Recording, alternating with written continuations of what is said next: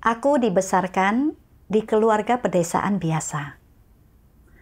Meskipun kami sama sekali tidak berkecukupan, aku tetap sangat bahagia. Ibuku memiliki kepribadian yang ceria. Dia bernatur baik serta terampil dan menjaga rumah tetap rapi. Ayahku sangat menyayangi dan memperhatikan ibuku. Dan mereka tetap bersama dalam suka dan duka selama lebih dari 60 tahun. Seingatku, tak pernah aku melihat mereka berdebat.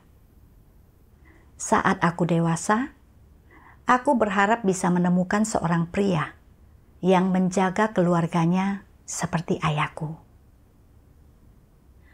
Aku mendapatkan suami yang baik, seperti yang kuharapkan. Kami pergi bekerja dan pulang bersama, serta berbagi pekerjaan rumah dan tugas mengasuh anak. Suamiku juga sangat perhatian terhadapku, terutama selama beberapa tahun ketika kesehatanku agak buruk. Saat aku jatuh sakit, dia bahkan lebih cemas dibandingkan aku. Dia menemaniku ke rumah sakit dan merawatku dengan sebaik-baiknya. Selama bertahun-tahun menikah, kami jarang berselisih dan kami bisa saling memaafkan. Aku juga dengan rajin mengurus keluargaku, memenuhi tanggung jawabku sebagai seorang istri. Aku merasa bahwa aku memiliki pernikahan yang bahagia, bahwa aku adalah wanita paling bahagia di dunia. Aku juga berulang kali bermimpi untuk tetap dekat dengan suamiku, seperti ini selamanya. Dan kami menjadi pasangan seumur hidup. Pada tahun 2017, aku menerima pekerjaan Tuhan Yang Maha Kuasa pada akhir zaman. Aku sangat yakin bahwa mengikuti Tuhan adalah jalan hidup yang benar. Dan aku memiliki semangat yang besar. Menerima tugas apapun yang diatur gereja untukku dan tunduk padanya. Pada awalnya, aku tidak sibuk dengan tugasku dan itu tidak memengaruhi kehidupan keluargaku. Dan suamiku mendukung imanku kepada Tuhan. Pada tahun 2020, aku menjadi seorang pemimpin gereja dan tugasku menjadi jauh lebih sibuk. Setiap hari, aku berangkat pagi-pagi dan pulang larut malam. Dan suamiku terpaksa menangani semua urusan besar maupun kecil di rumah. Dia mulai keberatan karena aku percaya kepada Tuhan. Bahkan menyindirku dengan berkata, "Kau bahkan lebih sibuk setelah pensiun dibandingkan saat kau masih bekerja." Untuk menyenangkan suamiku, aku menggunakan pagi dan sore hariku untuk menyiapkan makanan baginya. Aku ingat bahwa suatu ketika, ibu suamiku jatuh sakit, serta dirawat di rumah sakit. Dan suamiku menemaninya di sana selama lebih dari 20 hari. Dia sangat lelah, sehingga muncul lingkaran hitam di bawah matanya. Dan berat badannya turun banyak. Aku membawakan makanan untuk mereka setiap pagi. Dan suamiku tidak tampak senang melihatku. Melihatnya begitu kelelahan membuat hatiku sedih. Aku berpikir, andai aku bisa melaksanakan tugas yang lebih sederhana, seperti yang kulaksanakan sebelumnya, maka aku dan suamiku bisa bergantian menjaga ibu mertuaku. Dan dia tidak perlu terlalu lelah. Aku belum memenuhi tanggung jawabku sebagai seorang istri. Suatu hari, setelah ibu mertuaku keluar dari rumah sakit. Aku pulang terlalu larut malam. Ketika suamiku melihatku, dia berkata dengan nada marah, "Dia sudah sakit selama itu, dan kau tidak merawatnya.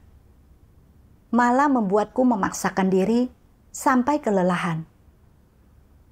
Kau hanya memikirkan dirimu sendiri. Kita tak bisa terus seperti ini."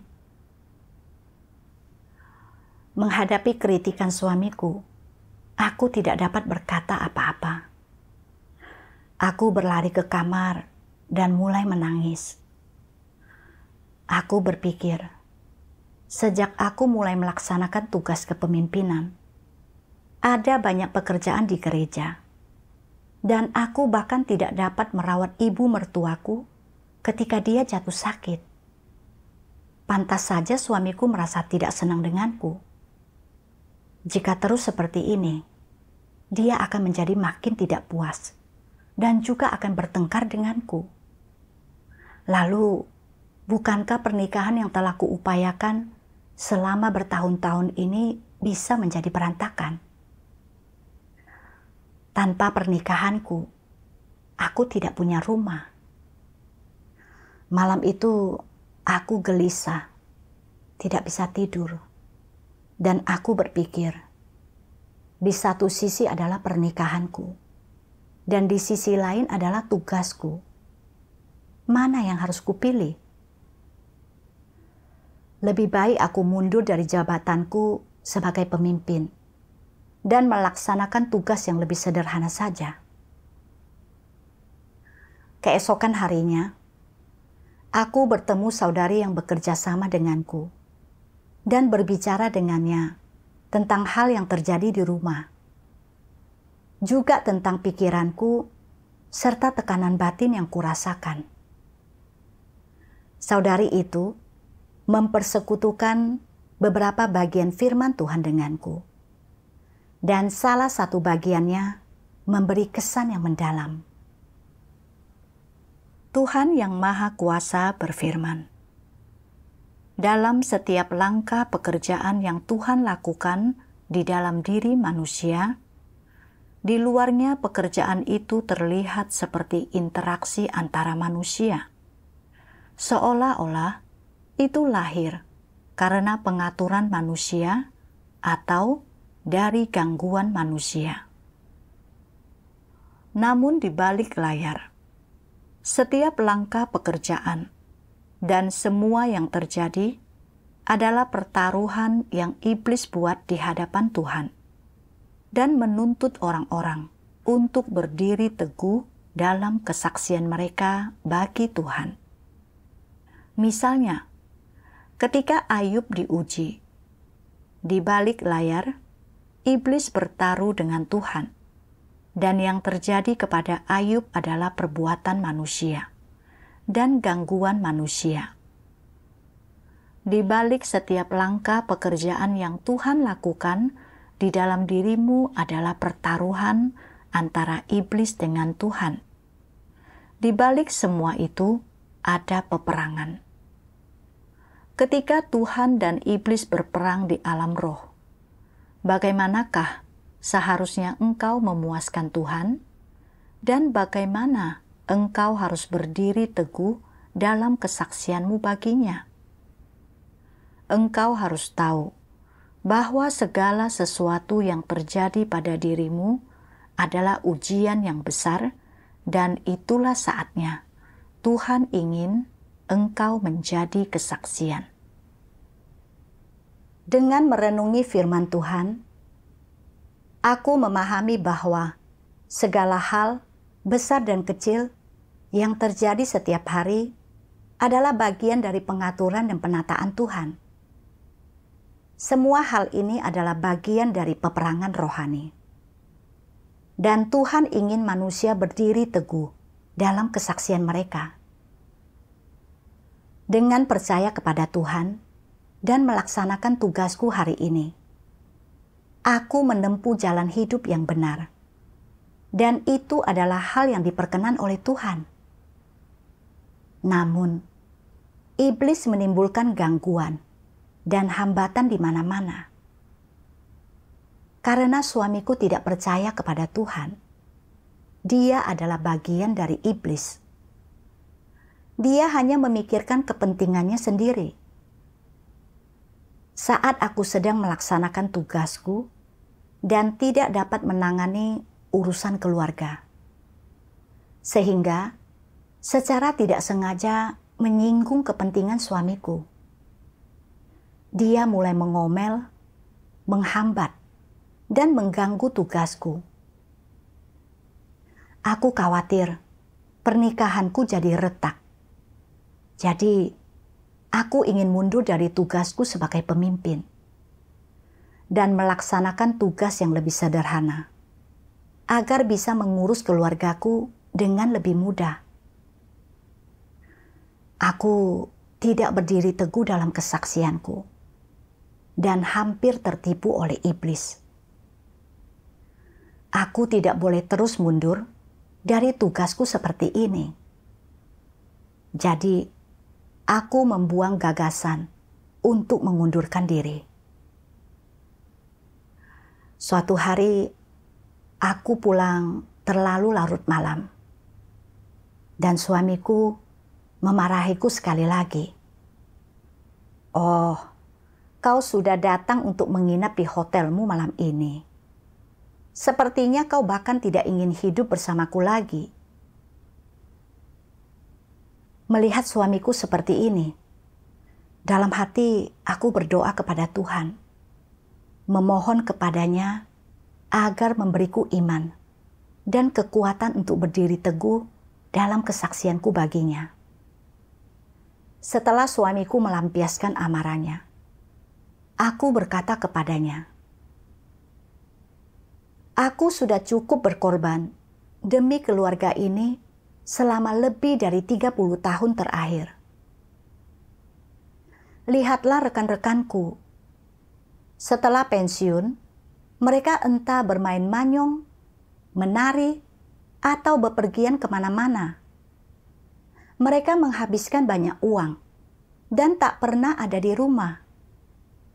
Sekarang, aku percaya kepada Tuhan, menempuh jalan yang benar, dan mencurahkan sebagian waktuku. Tetapi kau masih menentangnya, memancing keributan denganku setiap hari. Jika kau tidak mau bersamaku lagi, silakan ajukan perceraian besok. Jika kau ingin tetap bersamaku, berhentilah menggangguku. Aku punya kebebasan untuk melakukan apa yang kupilih." Dia hanya berdiri di sana, tampak terkejut, dan tidak berkata apa-apa lagi. Keesokan paginya, aku bertanya kepadanya, "Jadi, bagaimana menurutmu?" Jawab aku, "Kita tetap sebagai suami istri atau tidak?" Mendengarku mengatakan ini, suamiku mengarahkan jarinya ke dahiku dan berkata, "Oh, apa yang harus kulakukan denganmu?" Saat itu, aku sangat gembira. Setelah itu, aku tidak memedulikan omelan suamiku. Dan perlahan-lahan, omelannya mulai berkurang dibandingkan sebelumnya. Pada bulan Mei 2022, aku terpilih menjadi pengkhotbah dan ditugaskan untuk mengurus pekerjaan di beberapa gereja. Naik pangkat seharusnya merupakan hal yang menggembirakan. Tetapi hatiku terasa sangat berat. Dan aku berpikir, selama beberapa tahun terakhir, aku telah menjadi pemimpin gereja. Dan meskipun aku sibuk dengan pekerjaan gereja, aku masih bisa meluangkan waktu untuk tugas-tugas rumah tangga pada pagi dan malam hari. Kini, aku akan menjadi pengkhotbah. Dan bukan hanya aku akan sibuk, aku juga harus meninggalkan rumah dan hidup terpisah dari suamiku. Karena letak beberapa gerejanya cukup jauh. Bagaimana dia akan menerima ini? Bukankah itu berarti bahwa aku dengan sukarela melepaskan pernikahanku? Jika pernikahanku hancur dan aku sendirian nantinya, bagaimana aku bisa bertahan? Tidak lama lagi, usiaku 60 tahun. Jika aku jatuh sakit, di kemudian hari tak akan ada seorang pun yang membuatkan makanan atau mengambilkan air untukku. Bagaimana aku bisa hidup seperti itu? Makin kupikirkan, aku makin sedih. Dan air mata mengalir tak terkendali di wajahku. Aku sangat ingin memuaskan Tuhan. Tetapi bagian doktrin yang telah kupahami sebelumnya tidak berpengaruh apapun. Dan betapapun aku berusaha, aku tidak dapat menerapkannya.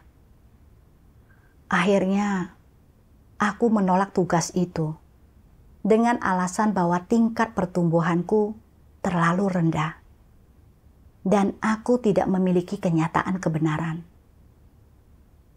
Selama beberapa hari sesudahnya, aku sangat bingung dan merasa berutang budi kepada Tuhan. Sambil berpikir, gereja telah membinaku selama beberapa tahun, dan aku telah menjadi pemimpin gereja selama ini. Aku sudah sering bersekutu dengan saudara-saudari tentang kebenaran untuk tunduk kepada Tuhan. Tetapi saat aku dibutuhkan untuk tugas ini, aku bersikap seperti pengecut dan memilih pernikahan serta keluargaku. Aku telah menjadi bahan tertawaan iblis. Bagaimana aku bisa menyebut diriku sebagai pengikut Tuhan? Aku benar-benar tidak berguna. Aku sangat ingin mencari kebenaran dan menyelesaikan watakku yang rusak. Dan aku membaca satu bagian firman Tuhan. Siapa yang dapat sungguh-sungguh dan sepenuhnya mengorbankan diri mereka sendiri bagiku dan mempersembahkan seluruh keberadaan mereka bagiku, engkau semua setengah hati. Pikiranmu berputar-putar, memikirkan rumah, dunia luar, makanan, dan pakaian.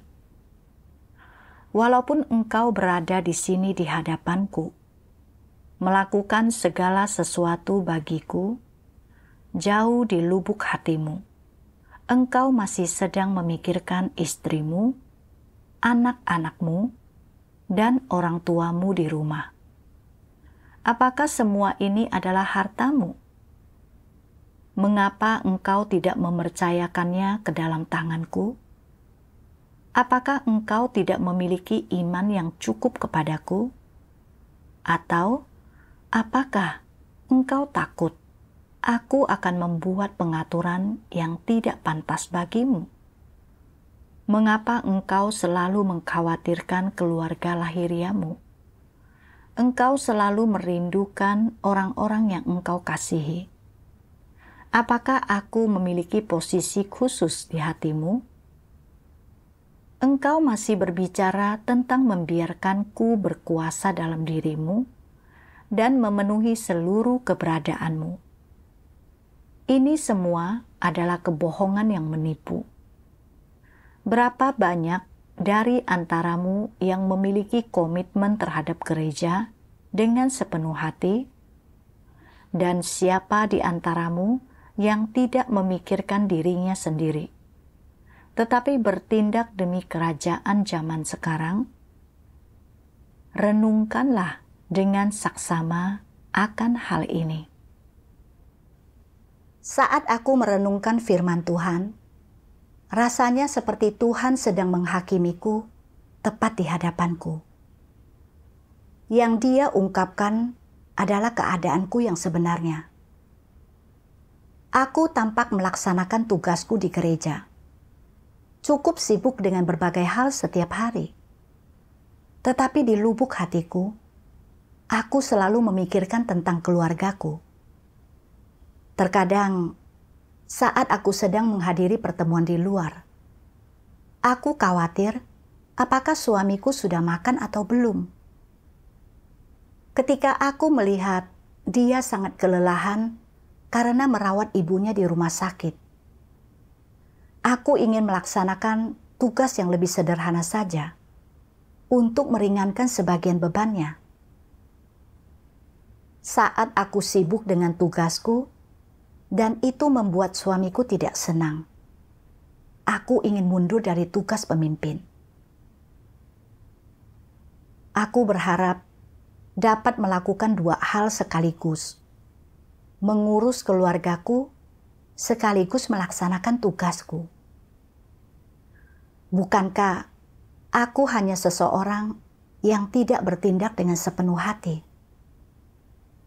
Aku mungkin telah berseru, Tuhan memegang kedaulatan atas segalanya. Tetapi kenyataannya, aku sama sekali tidak memiliki iman sejati kepada Tuhan dan tidak berani menyerahkan segalanya ke tangannya. Ketika gereja mengangkatku menjadi seorang pengkhotbah, aku sama sekali tidak mempertimbangkan kebutuhan pekerjaan gereja. Dan aku hanya memikirkan pernikahanku sendiri. Khawatir bahwa hidup terpisah dari suamiku dapat membuat pernikahan kami hancur. Dan kemudian, aku tidak lagi memiliki keluarga. Sebenarnya, mempertahankan pernikahanku bukanlah sesuatu yang dapat kukendalikan. Jika pernikahanku ditakdirkan untuk menjadi berantakan, sekalipun aku berada di rumah setiap hari, pernikahanku pasti akan menjadi berantakan. Aku punya seorang teman yang mengikuti suaminya kemanapun dia pergi, dan keduanya hampir tidak dapat dipisahkan. Namun, suaminya tetap saja menjalin hubungan dengan wanita lain, tepat di depan matanya. Dan akhirnya, mereka bercerai.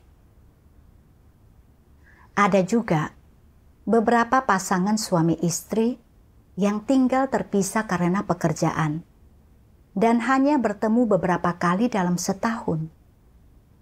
Tetapi pernikahan mereka tetap langgeng. Menyadari hal ini, aku rela mempercayakan pernikahanku kepada Tuhan.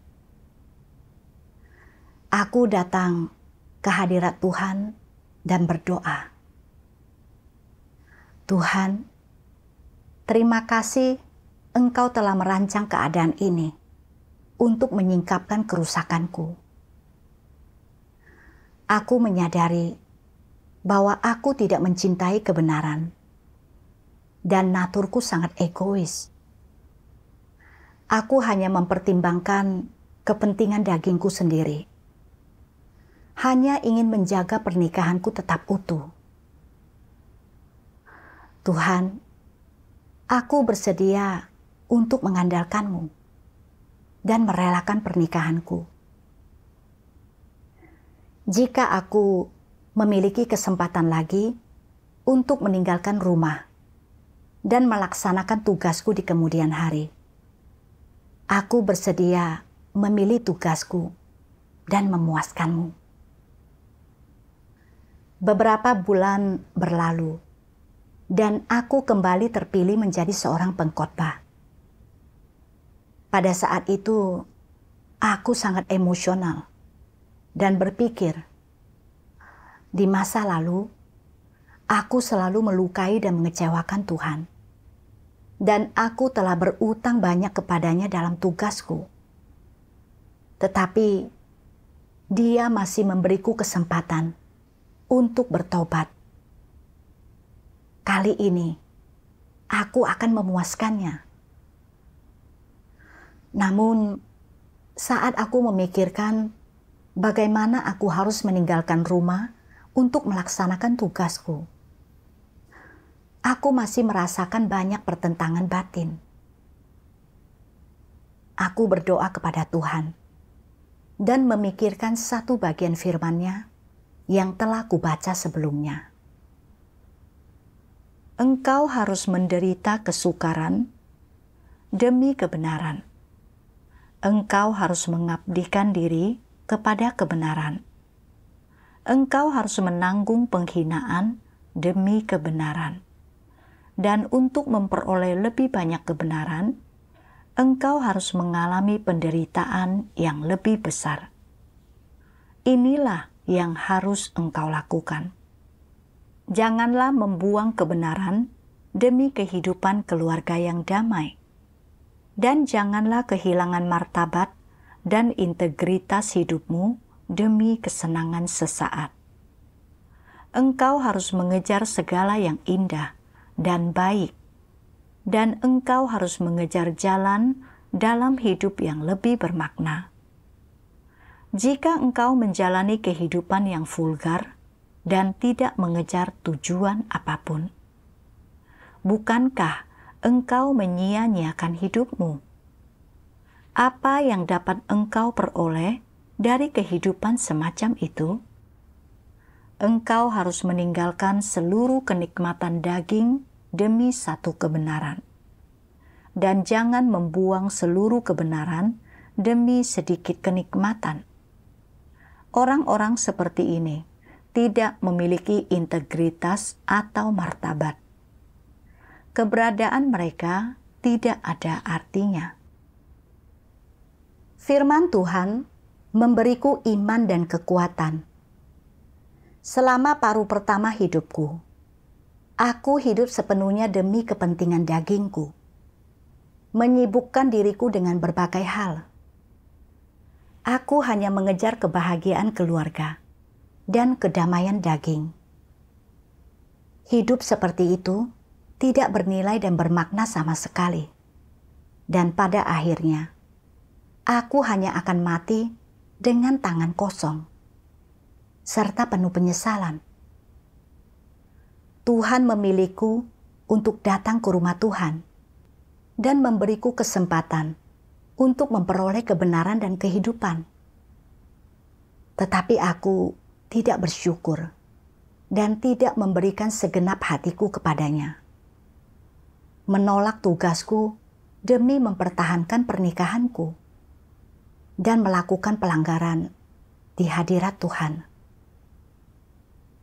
Kali ini, Tuhan telah bermurah hati kepadaku sekali lagi, memberiku kesempatan untuk menjadi seorang pengkhotbah.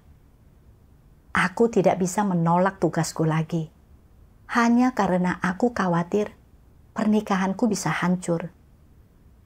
Tidak ada integritas, martabat atau nilai jika hidup seperti itu. Aku telah memilih untuk percaya dan mengikuti Tuhan. Jadi aku harus membiarkan Dia mengatur segalanya. Meninggalkan apapun adalah hal yang sepadan demi mendapatkan kebenaran. Sekalipun pernikahanku menjadi berantakan setelah aku meninggalkan rumah, kali ini aku tetap melaksanakan tugasku dengan baik dan hidup demi Tuhan. Tidak lama setelah aku meninggalkan rumah demi tugasku, aku memikirkan suamiku setiap kali ada waktu luang, dan aku tidak melaksanakan tugasku dengan segenap hati. Aku tahu aku masih belum benar-benar merelakan pernikahanku. Kemudian, saat aku melihat persekutuan Tuhan tentang kebenaran mengenai pernikahan. Rasanya seperti menemukan harta karun yang tak ternilai. Dan aku membacanya dengan cermat. Tuhan yang Maha Kuasa berfirman, banyak orang yang menggantungkan kebahagiaan hidup mereka pada pernikahan mereka. Dan tujuan mereka dalam mengejar kebahagiaan adalah mengejar kebahagiaan dan kesempurnaan pernikahan. Mereka menganggap bahwa jika pernikahan mereka adalah pernikahan yang bahagia dan mereka bahagia dengan pasangannya, maka mereka akan memiliki kehidupan yang bahagia. Sehingga mereka menganggap kebahagiaan pernikahan mereka sebagai misi seumur hidup yang harus dicapai melalui upaya yang tiada henti. Dalam hati orang-orang semacam itu, kebahagiaan pernikahan lebih penting daripada apapun juga. Dan tampaknya, mereka merasa seakan-akan mereka tidak memiliki jiwa sama sekali. Mereka meyakini kasih adalah hal yang terpenting untuk pernikahan yang bahagia. Kami memiliki pernikahan yang bahagia dan mampu bertahan sampai sejauh ini hanya karena aku mencintai istriku dan dia mencintaiku. Jika aku kehilangan kasih ini, dan kasih ini berakhir karena kepercayaanku kepada Tuhan, dan karena aku melaksanakan tugasku, bukankah itu berarti kebahagiaan pernikahanku sudah berakhir dan lenyap? Serta aku tidak akan bisa lagi menikmati kebahagiaan pernikahan ini. Tanpa kebahagiaan pernikahan, apa yang akan terjadi pada kami? Seperti apa jadinya hidup istriku tanpa kasihku? Apa yang akan terjadi padaku jika aku kehilangan kasih istriku? Dapatkah melaksanakan tugas sebagai makhluk ciptaan dan menyelesaikan misi manusia di hadapan Tuhan menutupi kerugian ini? Mereka tidak tahu. Mereka tidak punya jawabannya. Dan mereka tidak memahami aspek kebenaran ini. Oleh karena itu, ketika rumah Tuhan mengharuskan mereka yang mengejar kebahagiaan pernikahan di atas segalanya untuk meninggalkan rumah mereka dan pergi ke tempat yang jauh untuk memberitakan Injil dan melaksanakan tugasnya, mereka seringkali merasa frustasi, tak berdaya, dan bahkan tidak nyaman dengan kenyataan bahwa mereka mungkin akan segera kehilangan kebahagiaan pernikahan mereka. Ada orang-orang yang meninggalkan atau tidak mau melaksanakan tugasnya demi mempertahankan kebahagiaan pernikahannya. Dan bahkan ada orang-orang yang menolak pengaturan penting dari rumah Tuhan. Ada juga orang-orang yang untuk mempertahankan kebahagiaan pernikahan mereka, seringkali berusaha mengetahui perasaan pasangan mereka. Jika pasangan mereka merasa sedikit tidak puas, atau bahkan memperlihatkan sedikit ketidaksenangan, atau ketidakpuasan terhadap kepercayaan mereka kepada Tuhan, terhadap jalan kepercayaan kepada Tuhan yang telah mereka tempuh, dan terhadap pelaksanaan tugas mereka. Mereka segera berbalik dan berkompromi untuk mempertahankan kebahagiaan pernikahan. Mereka seringkali berkompromi dengan pasangan mereka.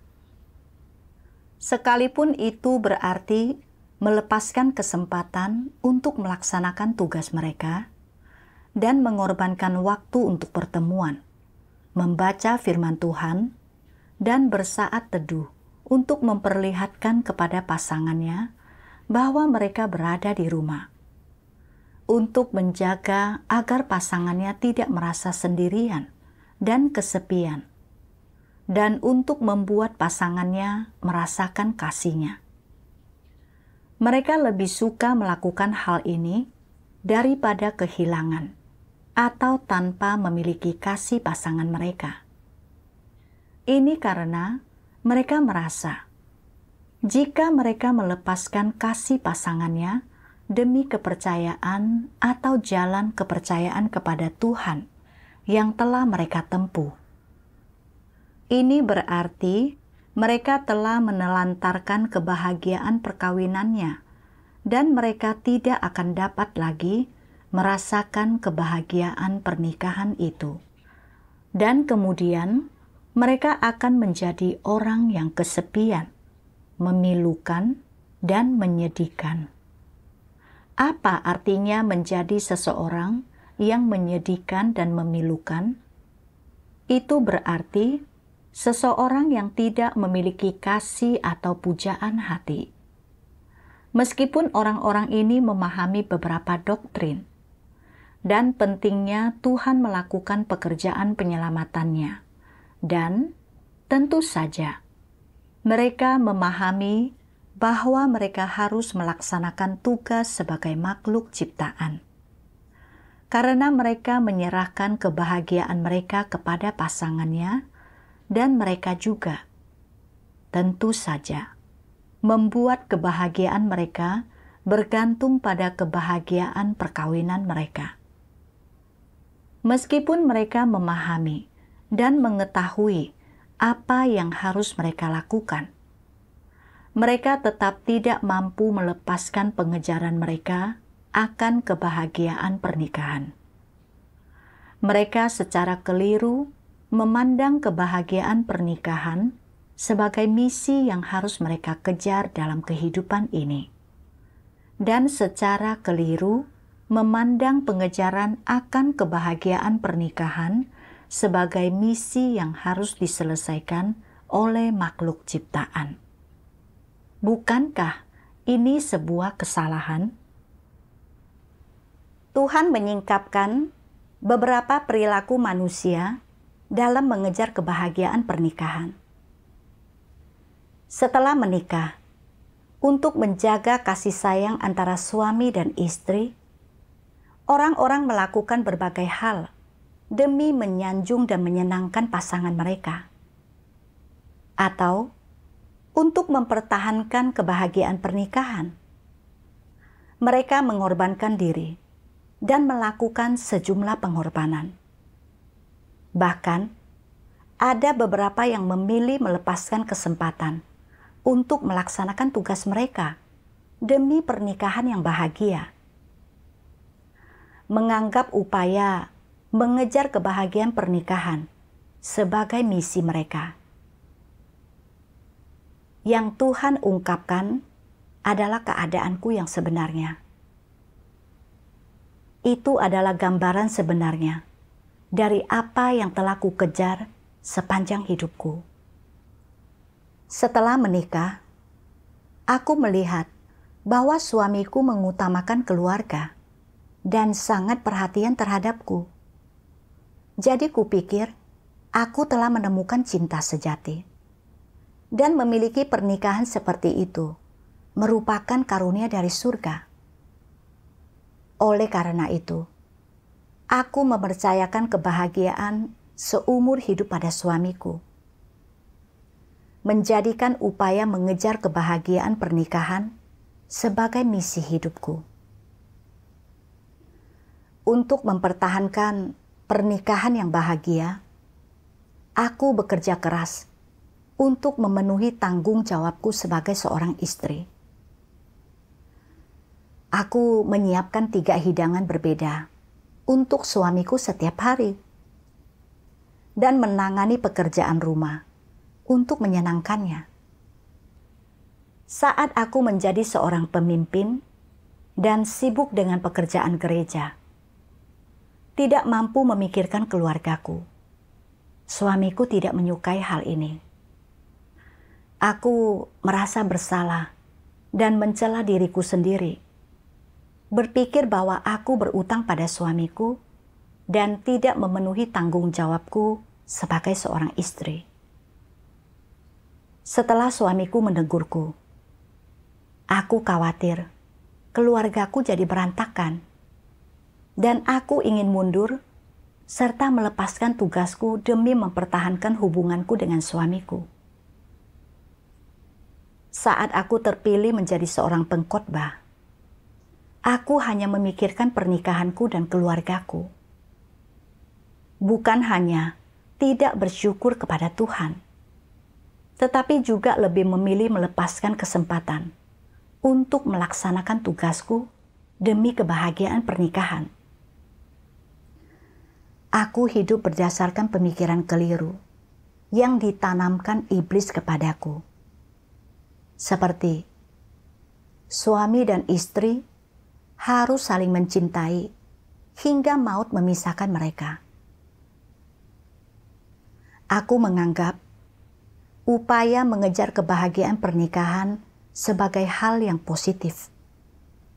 Percaya bahwa jika pasangan suami istri bisa mencapai ulang tahun pernikahan yang ke-25 atau ke-50, itu adalah sesuatu yang patut dikagumi. Ketika aku masih muda, orang tuaku sangat saling mencintai dan selalu berada di sisi satu sama lain. Jadi aku sangat menginginkan pernikahan yang bahagia saat aku menjadi dewasa. Saat keinginanku terwujud, aku sangat menghargainya, menganggap kebahagiaan pernikahan sebagai tujuan hidupku, dan bahkan menganggapnya lebih penting daripada melaksanakan tugasku, serta memperoleh kebenaran yang menyebabkan aku menyimpang dari tuntutan Tuhan. Aku membaca lebih banyak firman Tuhan. Tuhan telah menakdirkan pernikahan untukmu dan memberimu pasangan hidup. Engkau masuk ke dalam pernikahan, tetapi identitas dan statusmu di hadapan Tuhan tidak berubah. Engkau tetaplah dirimu.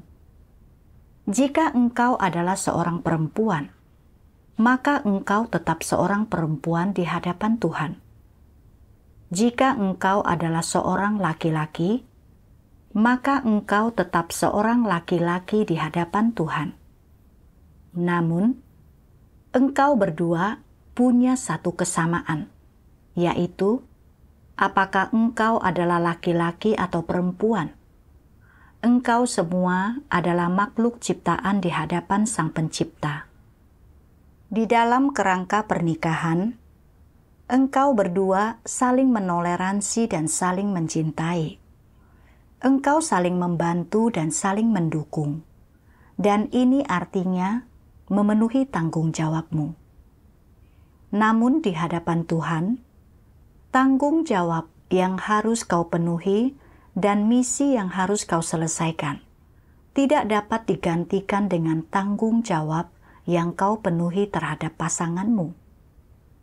Oleh karena itu, jika ada konflik antara tanggung jawabmu terhadap pasanganmu dan tugas yang harus kau laksanakan sebagai makhluk ciptaan di hadapan Tuhan, yang harus kau pilih adalah melaksanakan tugasmu sebagai makhluk ciptaan dan tidak memenuhi tanggung jawabmu terhadap pasanganmu.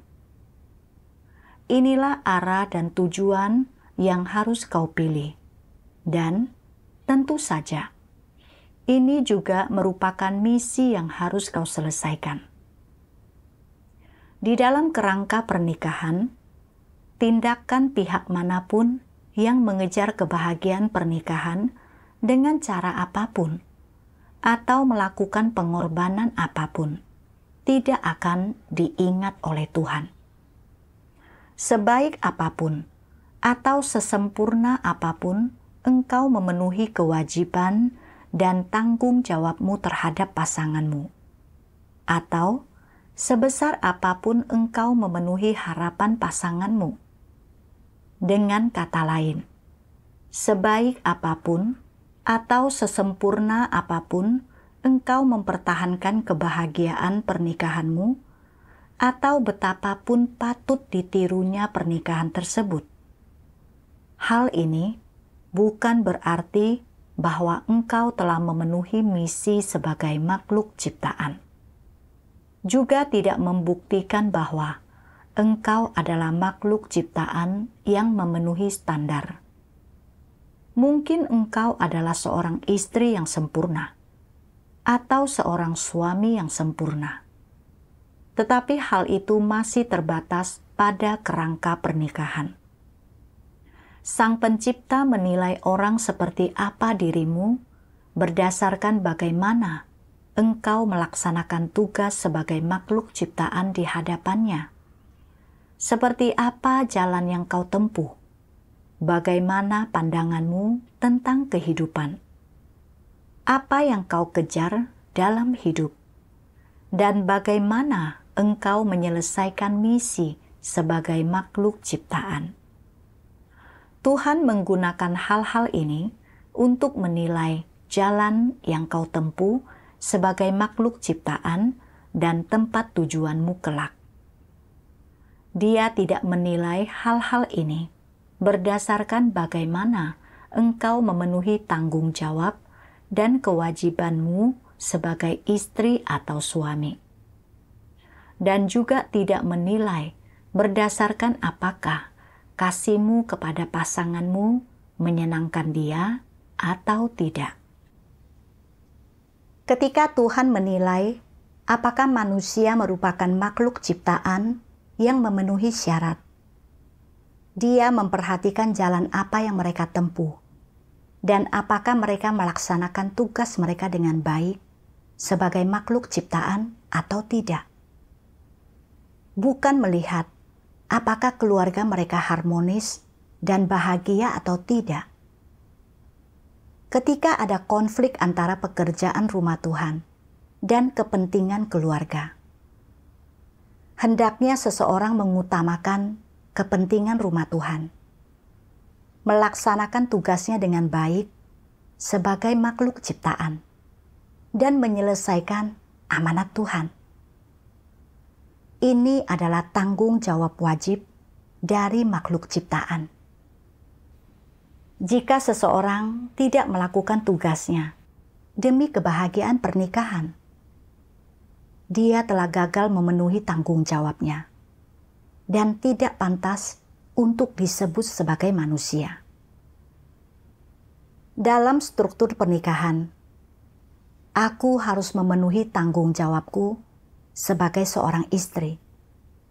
Tetapi aku adalah makhluk ciptaan di atas segalanya, dan melaksanakan tugasku dengan baik sebagai makhluk ciptaan adalah misi hidupku yang sebenarnya. Ketika ada konflik di antara keduanya, aku harus memilih untuk melaksanakan tugasku sebagai makhluk ciptaan. Kini, aku memahami bahwa mengejar kebahagiaan pernikahan tidak membuatku memperoleh keselamatan, dan itu bukan kehidupan sejati. Aku harus mengutamakan tugasku sebagai makhluk ciptaan. Aku sangat bersyukur kepada Tuhan karena telah membimbingku untuk membuat pilihan yang benar. Aku terus membaca firman Tuhan. Memintamu melepaskan pengejaran akan kebahagiaan pernikahan bukan berarti memintamu untuk meninggalkan pernikahan atau bercerai secara resmi. Melainkan itu berarti memintamu untuk memenuhi misimu sebagai makhluk ciptaan dan melaksanakan tugas yang harus kau laksanakan secara benar dengan dasar pemikiran memenuhi tanggung jawab yang seharusnya kau penuhi dalam pernikahan. Tentu saja, jika pengejaranmu akan kebahagiaan pernikahan memengaruhi, menghambat, atau bahkan merusak pelaksanaan tugasmu sebagai makhluk ciptaan. Engkau tidak hanya harus meninggalkan pengejaranmu akan kebahagiaan pernikahan, tetapi juga meninggalkan seluruh pernikahanmu. Apa tujuan akhir dan makna mempersekutukan hal-hal ini? Tujuan akhir dan maknanya adalah agar kebahagiaan pernikahan tidak menghalangi langkahmu, mengikat tanganmu, membutakan matamu, mengganggu pandanganmu, mengacaukan dan menyibukkan pikiranmu, agar pengejaran akan kebahagiaan pernikahan tidak memenuhi jalan hidupmu dan mengisi hidupmu. Dan supaya engkau memperlakukan tanggung jawab dan kewajiban yang harus kau penuhi dalam pernikahan dengan benar, dan membuat pilihan yang benar dalam hal tanggung jawab dan kewajiban yang harus kau penuhi. Cara yang lebih baik untuk melakukan penerapan adalah dengan mencurahkan lebih banyak waktu dan tenaga pada tugasmu. Melaksanakan tugas yang harus kau laksanakan dan menyelesaikan misi yang Tuhan percayakan kepadamu. Jangan pernah kau lupakan bahwa engkau adalah makhluk ciptaan, bahwa Tuhanlah yang telah menuntunmu menjalani hidup hingga saat ini, bahwa Tuhanlah yang telah memberikan pernikahan kepadamu, yang telah memberimu keluarga, dan bahwa Tuhanlah yang telah memberimu tanggung jawab yang harus kau penuhi dalam kerangka pernikahan, dan bahwa bukan engkau yang memilih pernikahan. Bukan berarti engkau bisa tiba-tiba menikah, atau bahwa engkau mampu mempertahankan kebahagiaan pernikahanmu dengan mengandalkan kemampuan dan kekuatanmu sendiri. Sekarang, sudahkah aku menjelaskan hal ini dengan gamblang? Dengan meminta kita untuk berhenti mengejar kebahagiaan pernikahan, Tuhan bukan meminta kita untuk bercerai sebagai formalitas, melainkan untuk melaksanakan tugas kita dengan baik sebagai makhluk ciptaan dengan asumsi memenuhi tanggung jawab kita dalam pernikahan. Jika pernikahan kita memengaruhi atau menghalangi pelaksanaan tugas kita, kita harus merelakannya. Tuhan menunjukkan jalan penerapan yang jelas bagiku. Di masa lalu, aku mengejar kebahagiaan pernikahan, mencurahkan separuh hidupku untuk berusaha keras mewujudkannya. Dan bahkan, setelah aku mulai percaya kepada Tuhan, serta melaksanakan tugasku, aku masih sangat terjebak dalam upaya ini, dan tidak mampu melepaskan diri. Aku bahkan menolak tugasku demi mempertahankan pernikahanku, sehingga kehilangan banyak kesempatan untuk memperoleh kebenaran. Aku tidak akan mendapatkan kembali waktuku yang telah hilang. Kini, usiaku hampir 60 tahun. Aku ingin menggunakan sisa waktuku yang terbatas untuk melaksanakan tugasku. Adapun bagaimana pernikahanku nantinya, bukan aku yang membuat keputusan akhir. Aku harus menyerahkan semuanya kepada Tuhan dan tunduk pada kedaulatan serta pengaturannya. Setelah itu, aku mencurahkan segenap kemampuanku untuk melaksanakan tugasku. Ketika aku menemukan masalah, aku bersekutu dengan para saudari yang bekerja sama denganku untuk menyelesaikannya. Dan ketika aku menghadapi kesulitan, aku meminta bimbingan dari para pemimpin tingkat atas. Setelah beberapa waktu, aku mencapai hasil dalam pekerjaanku.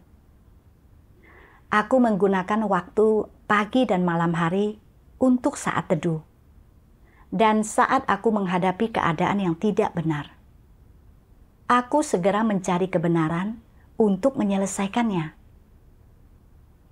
Tanpa kusadari, aku telah memperlengkapi diriku dengan sejumlah kebenaran. Saat aku tinggal di rumah, aku sibuk dengan pekerjaan gereja pada siang hari, serta menangani urusan keluarga pada pagi dan malam hari. Bahkan waktu untuk saat teduhku pun terbatas. Namun kini, aku akhirnya merasakan pentingnya meninggalkan rumah untuk melaksanakan tugas. Dan aku punya lebih banyak waktu untuk memperlengkapi diri serta mendapatkan kebenaran. Kini, aku memahami bahwa mengejar kebahagiaan pernikahan bukanlah misiku dan tidak akan membuatku memperoleh keselamatan.